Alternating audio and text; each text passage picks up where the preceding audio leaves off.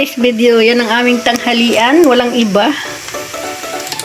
Ang fried rice na punong-puno ng manok.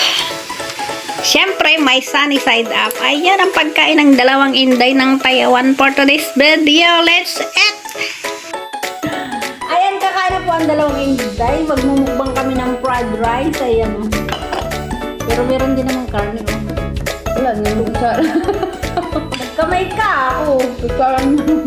Hindi ako kain niya kasi masyadong mantika. Ito lang ang akin.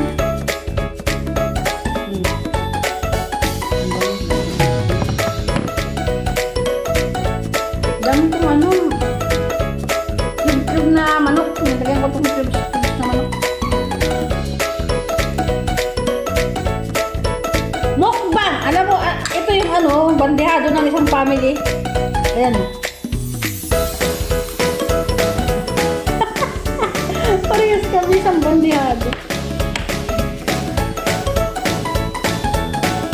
Wala nyo, ubusin ko ito hanggang hapon na ito. Sarap ko dyan. Taibos na.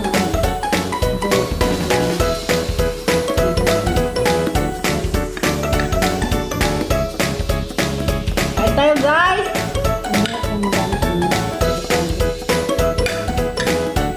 Kain tayo! Kain!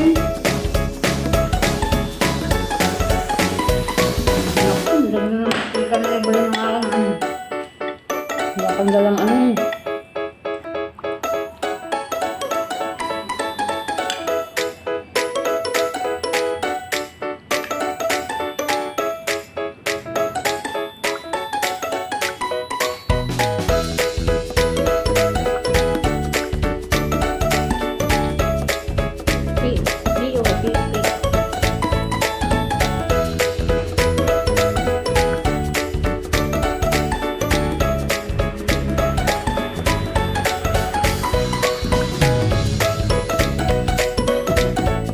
Ganda ng cellphone ko na.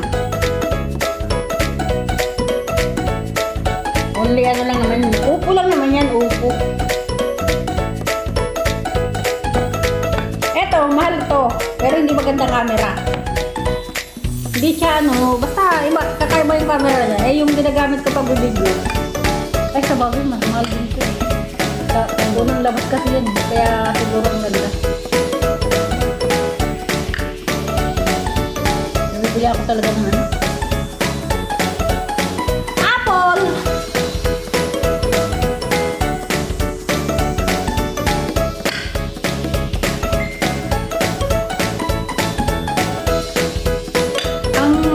Ako lang yung content creator na pangat ang mga cellphone. Puro apple lang yung cellphone ko. Dapat may mga apple.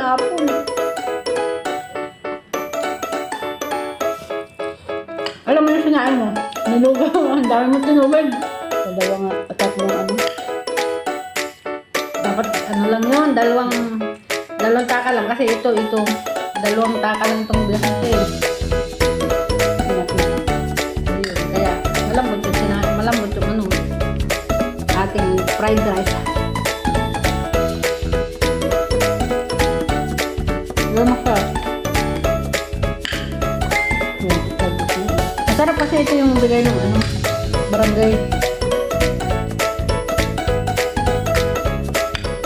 Akala nyo sa Pilipinas lang may namimigayan.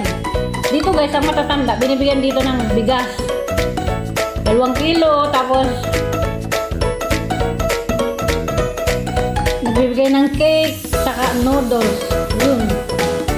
Hindi lang po sa Pilipinas yung may nagbibigay. Dito rin po, lahat ng mga matatanda dito binibigay.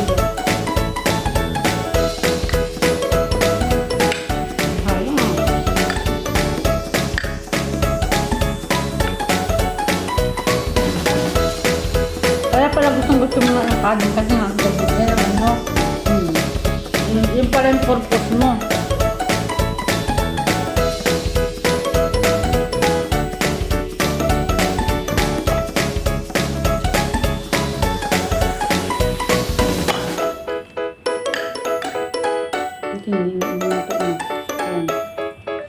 Kaya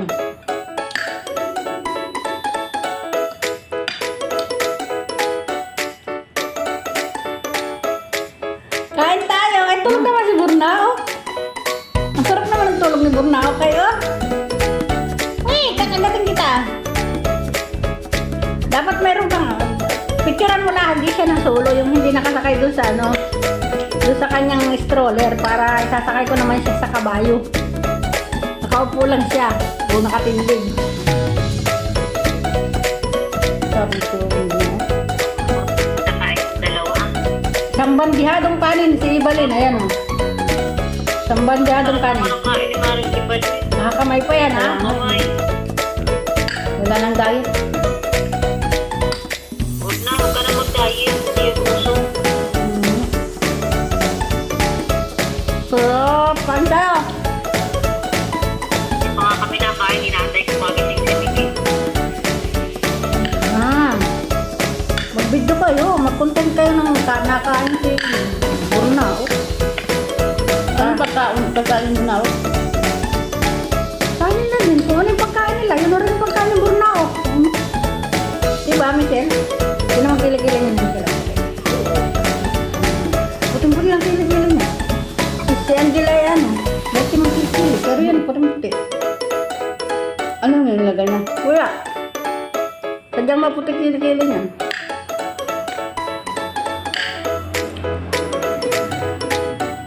Hindi tao talaga maputi kilig-kilig. Nabusog na ako. Uy, Burnao! Gising nagkakain na kayo. Sige, kanina sana kay ate niya eh. Nagtatanong, sabi niya, oh? Oh? Oh? Gusto niya sumama kay ate niya. Oo, kasi si ate niya nakapag na may motor, may ano pa rin siya, ah? Oh? Ayaw pa kasi magsalita eh. Puro oo ka pa lang. Magsalita ka ng Burnao, oo ka lang dyan eh. Kailangan bago... Kasi mami, miss ni ano yan, baka ano na naman si Miguel, wala na namang kalaro. Hindi, ang daming buhok. Oh? Ba't ang kabuk yan? Ang gagano, buhok mo yan. Mali ka dyan ba? Ano? Yung dalawa yan. Buhok mo lang yan. Anong kulang niya? Kulay na kulay ng buhok mo. Dati, napunta dito. Kulay na kulay ng buhok mo. Anong kulang niya? Fried rice na maraming manok. Nag-fried rice. Nagsaing ako tapos kina-fried rice ko.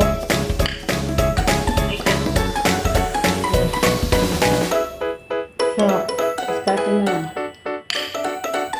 Nahingi kaming ulam. Kaso si Ibalin, nagsaing, dami-daming tubig. Kasi naman mahilaw. Di ba kikal hindi nakain ng kanin? Malakas yung kumain si Bakita. Ngayon pa, paunti-unti lang kaya takas yung kumain. Nasa trabaho si Bakita. Kain po tayo. Naka-ano kami, naka-ano, tingnan mo.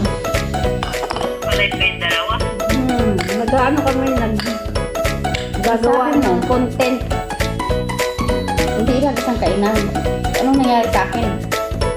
Ewan ko sa'yo, Balin, kaya mong ubusin isang bandihadong kanin.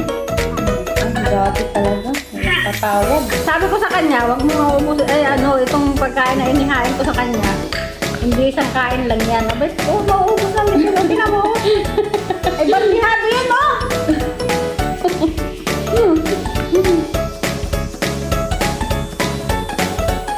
Wala kong tulog yun. Nagugutom ako sa dalawa pag nakikita ko ay natulog. Pag mag-video kami sa Pinadala ko kay Miki ano, manok ba? Pinagkatay ko ng dalawang manok. hindi naman. Wala mo, Michelle, yung epektado ng bagyo, baka na naman kawawa. Yung lugar, Baka na naman.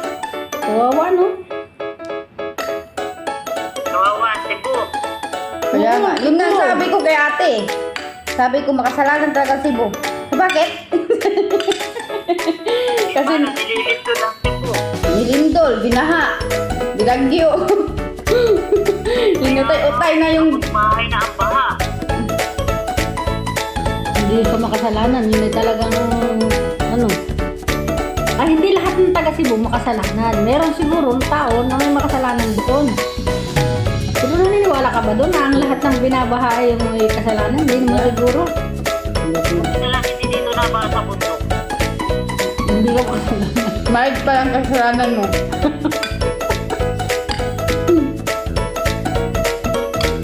Kumbaga, nasa mga 20% pa lang o 30%. So, kumusta yung baboy ni Brian, Michelle? Lahat din ng isang araw, hindi pa naman namin pwede pababahan. Kailan pa pwede? Ang inahin pala, 3 buwan lang. Pwede na naman. Mga tatlong kantin ba Hindi yung lang alam ko. January yung first. Akala ko, 9 months. Hindi anong tao? January na. Hindi hirapan ka. Ginawa namang tao ang baboy. Anak, yung aking baboy, 2 na anak.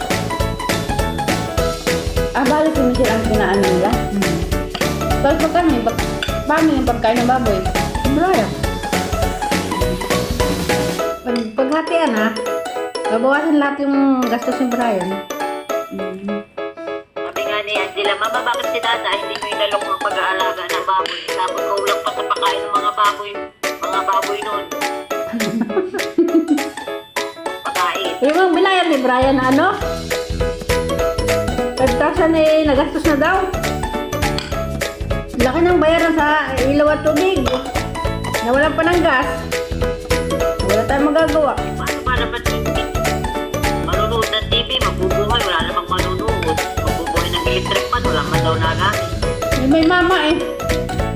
May mama dito. Uuwi ko na nga dito si Mama at pag-aalalain ko na lang ng baboy. Hindi sabi doon ako sa... Ikaw ang pag-aalagain ko, si Michelle lang ang kukunin ko. Siguro na ako ang kukunin ko, ikaw mag-alaga ng mga baboy dyan. Bibili din ako ng baboy. Wala anak, ang iyong kambing eh, sa taon na yan. Sa taon na lang siya umanak, huwag na muna siya umanak ngayon ang ulan. Ilang buwan ba bago manak ang kambing? Madali lang umanak ang kambing. Si tito mo, binati ko ng happy birthday. O, pinalit, pinalit ka. Ay sobrang saya, siyempre. Sobrang saya daw niya kasi binati ko daw siya. O tapos, may apply daw siya. Ngayon, ipaghanda ko daw siya ng 100,000.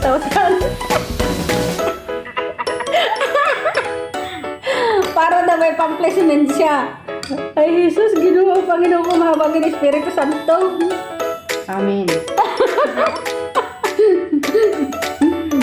100,000 na, ano ba yan, na piso? Aba, kung totoo naman makaalis, ay gawan mo ng paraan. Ikaw rin naman makikinabang dun. Ay, yung binabayaran ko pa sana scam ko hanggang December pa yun. Sige, sana scam sa akin, alam mo ba yun? Saan kaya ako kukuha ng 100,000? Dito ko muna si Maring ibalik. Ay, naku, madali lang diskartehan yung 100,000 na yan. Mabilis ito mag-diskarte, kaya ang utang nito hanggang liig. Bilis na mag-diskarte. Naku, kala mo, gaganyan-ganyan yan. Kaya naman yung utang niya hanggang liig talaga. Importante binabayaran, hindi kaya takasan. Mahal mo ako Maring ibalik ng 100,000. Kamatay, hindi pa nga ako utang. Sige na, bye-bye na. Bye-bye guys. Sorry naman at kami ay nawili sa pakikipag-usap doon sa anak ko. Ayoko. Ang ina ni Borna, kausap namin. Ayan guys, kausap ko si Borna ako natutulog. Bye everyone. Ay, Nagsigil ako. may nasirang karangkot. Ayoko na.